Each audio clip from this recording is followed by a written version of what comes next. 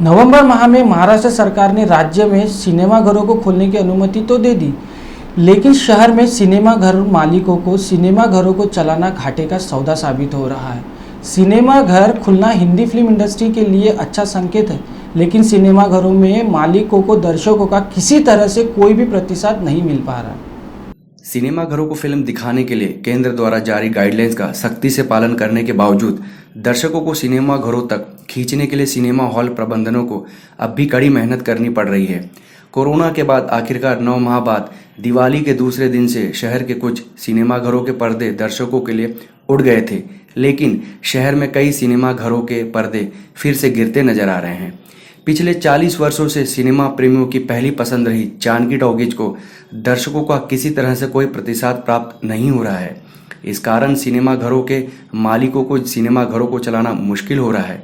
फिल्मों की शुरुआत होने पर जहां सिनेमाघरों में तालियों की गड़गड़ाहट और सीटियों की आवाज़ें गूंजने लगती है, वहीं इतने महीने बाद भी पर्दा उठने के बाद दर्शकों का किसी तरह से कोई प्रतिसाद प्राप्त नहीं हो पा रहा है। ठीक है, चलो तो परमिशन तो हमको नवंबर से आ गई थी, लेकिन आज भी कुछ बंद है और कुछ लोगों ने चालू किया है। अब जो मूवीज़ रिलीजेस है वो दमदार नहीं होने से पब्लिकों का जो आना है वो थोड़ा कम है। रिलीजेस नहीं है मूवीज़ के, इसलिए पब्लिक भी सिनेमा घर में आ नहीं रही है और पब्लिक को अवेयरनेस नहीं है कि अभी पूरी तरीके से चालू हुए हैं या नहीं हुए हैं। एक डाउट है उनके मन में कि सिनेमा चालू हुए या नहीं हुए।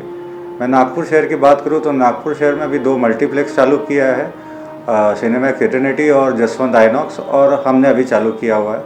कुछ लोगों ने दिवाली के दूसरे दिन चालू किया था, लेकिन वापस से उसको बंद कर दिया है क्योंकि पिक्चर मिलने में तकलीफ़ है, पब्लिक आने में तकलीफ़ है, एक सीट छोड़ के बैठने का तकलीफ़ है और 50% का तकलीफ़ है। कारण सिंपल है कि मूवीज़ रिलीज़ नहीं है, back to back movies release चाहिए। हर वीक 2 वीक्स में मूवीज़ लगती है। अगर मूवीज़ ही नहीं रहेगा तो फिर सिनेमा चलाएगी कैसे?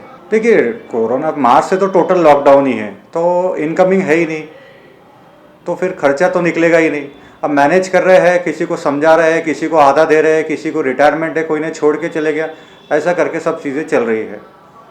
सरकार से क्या गुजारिश है? सरकार से यही गुजारिश है कि भाई अभी जो भी है मल्टीप्लेक्स, सिंगल स्क्रीन, इनके ऊपर आप ध्यान दें। एक सीट छोड़ के जो बैठने का प्रोविज़न है उसको थोड़ा 1 महीने बाद वापस उसको नॉर्मल पुराने जैसा कर दे, 50% की कैपेसिटी को हटा दे, और बाकी जो छोटे छोटे जो लाइसेंसिंग रिन्यूअल्स है और ये है उसको थोड़ा कम करे। जो भी हमारे ऊपर बॉदरेशंस है, प्रॉपर्टी टैक्स है, ये है वो है, तो थोड़ा टाइम पीरियड के लिए उसको हटा दिया जाए ताकि हमारा जो ये नुकसान है ये मेंटेन हो जाए।